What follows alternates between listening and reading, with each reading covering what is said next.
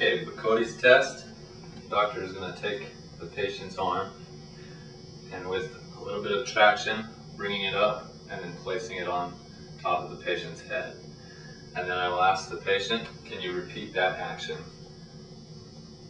And how does that feel?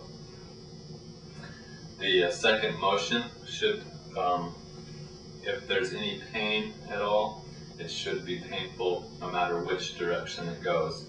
The test will be performed bilaterally, so the doctor would take and perform the test a second time.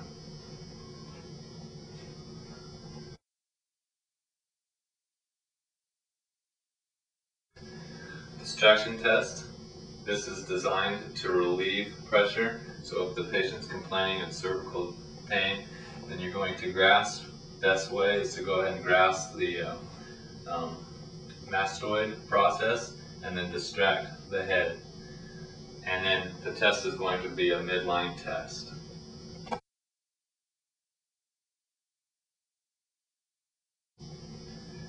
Extension compression. You're going to bring the head into extension, and then you're going to go ahead and you want to bring your elbows up in front of the clavicles so you get a good line of drive, and you're going to press forward. This is going to be a midline test.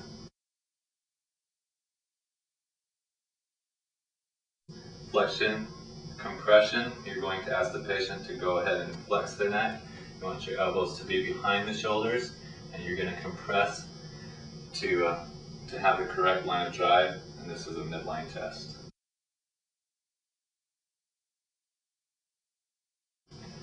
Okay, for animal compression, you're going to go ahead and place your hands directly on top of the head with the head in a neutral position, applying direct superior to inferior pressure, and you're looking for any kind of pain at that point, and this is a midline test. In compression, I'm going to have the patient go ahead and laterally flex to one way, bring my hands into that direction of drive, and compress. And I'm going to also do it on the other direction and compress. The pain I'm looking for is going to be on the side of lateral flexion. Any pain on the opposite side is generally going to be muscular, and you're looking for a nervous pressure, and so the test is going to be done bilaterally.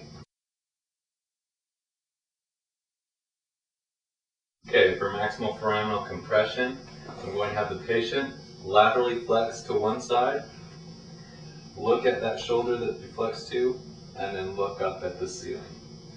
And this is a bilateral test. For Donahue's maneuver, what I'm going to have the patient do is flex their neck, extend, rotate to the left and to the right, and then lateral flexion in both directions. I'm going to then take the patient through those ranges of motion and try to add a little bit more in the passive. The patient should be able to be equal to or greater than in passive range of motion.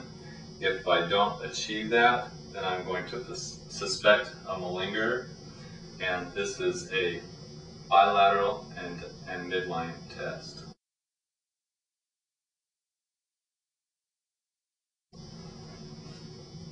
On rust sign, I'm going to have the patient lay down supine, and then I'm going to ask the patient to go ahead and lift their head. If the patient is not able to do this, or they don't use their hand when they complain of cervical problems, then I'm going to suspect a malinger.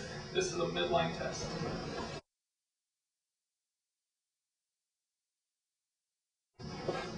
Shoulder depression test.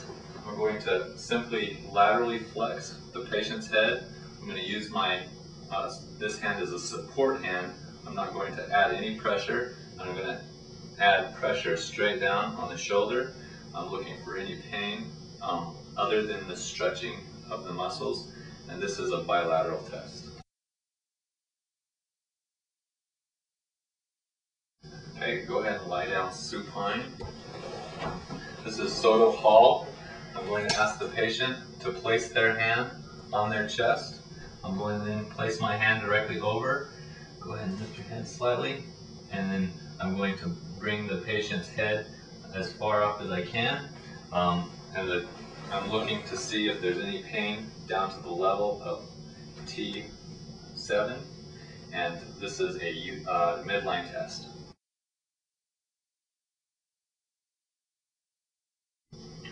Okay, cervical percussion test. You're going to have your grease pencil. You're going to make marks on each cervical from C2 down to C7. You're going to tap on each spinous process, and then you're going to move out 1 inch lateral to each of those marks. You're going to tap in a homologous fashion, first on the one side, then the other, then drop down to the next transverse process on that same side, and then move back and forth in that fashion. This is a midline and bilateral test.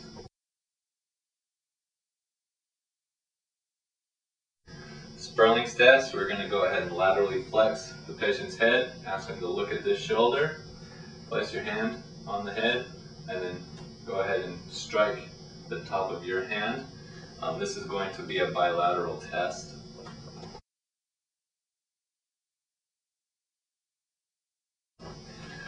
Valsalva maneuver, I'm going to ask the patient to go ahead and place their thumb in their mouth and trying to blow their thumb out of the mouth, bearing down, creating as much intrathecal pressure down in their lower lumbar. And that is a midline test.